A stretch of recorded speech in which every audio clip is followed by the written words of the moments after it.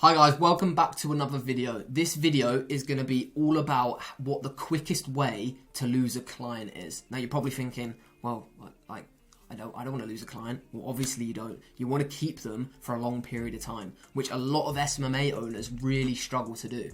Like I reckon the average contract length or the average project length for most SMMAs is probably 2 to 3 months. Like rarely people get longer. And that's because of these things we're going to go through. And thankfully in my agency and Tom's agency, we have an agency together.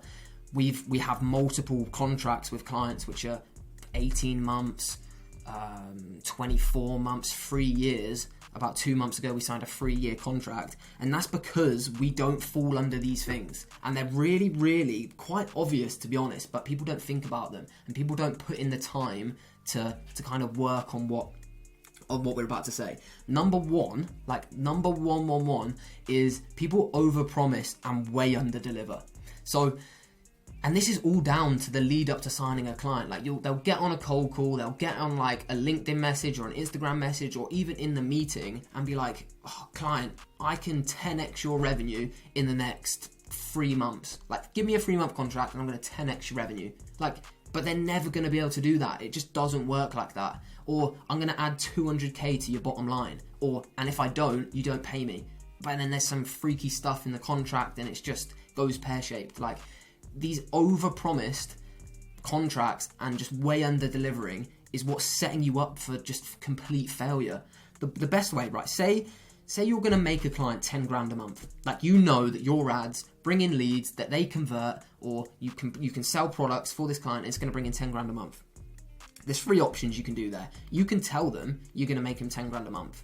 You could tell them you're going to make 20 grand a month. Well, you're not going to say that if you know you can make them 10 grand, but some people do way over promise. Or what you can do is say you're going to make them 5 grand a month, so that when you deliver 10 grand a month, they're excited and they're like, wow, you've overperformed, rather than them being disappointed because you've promised them like way beyond what you know you can do, just to try and get a client. And that's just really short-term thinking and short-term cash gain because you want to get a client so badly, but you're never going to be able to build a strong brand and have clients that last for a long time. And if you want an agency where you keep a client for 3 months, you get another one, or you don't have any clients for a bit, like that's fine. But the whole reason that Tom and I's whole aim is to build a community of agency owners that have really strong brands and clients that love them.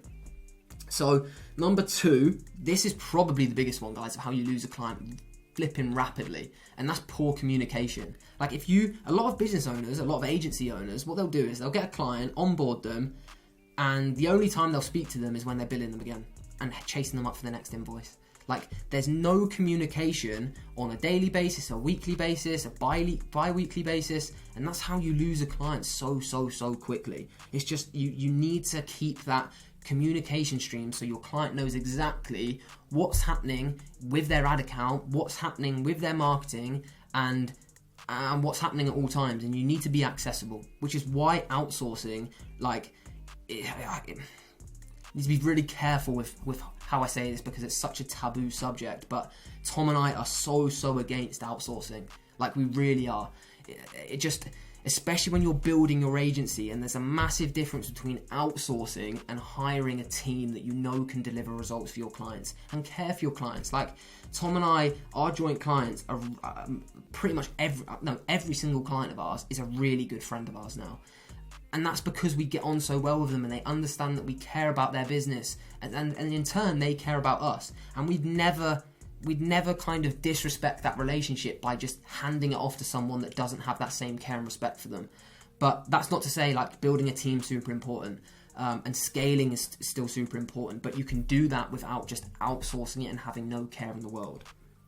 And doing that is a massive super quick way to lose a client. Taking shortcuts in the customer journey. And what I mean by that is in the sales journey. So instead of building out a really nice presentation, custom presentation that's going to convert them really well, you're going to skip all of that out, try and just do a few phone calls here and there, get the deal just over the line, but that's not long term. The meeting process and the sales process is equally as important to keeping a client long term than the after support after they pay. Like, it really is, because it gears you up and builds that foundation of the relationship. And if you don't build the foundation of a relationship correctly, and you make mistakes and you cut corners and you give off like these bad warning signs early on, it kind of sets you up for failure in the future to lose a client.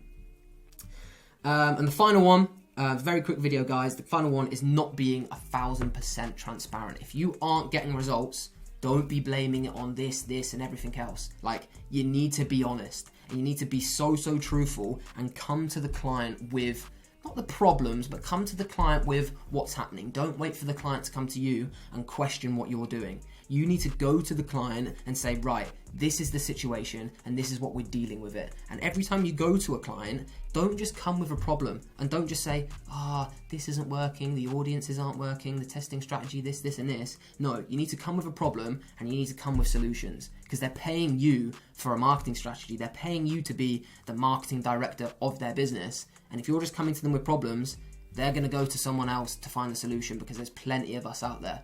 So hopefully that's kind of giving you insight, and hopefully you can identify a few things you might be doing wrong. You might not have spoken to a client in a few weeks, but we've pointed a few out there. Hope you enjoyed that video, guys, and we'll see you in the next one.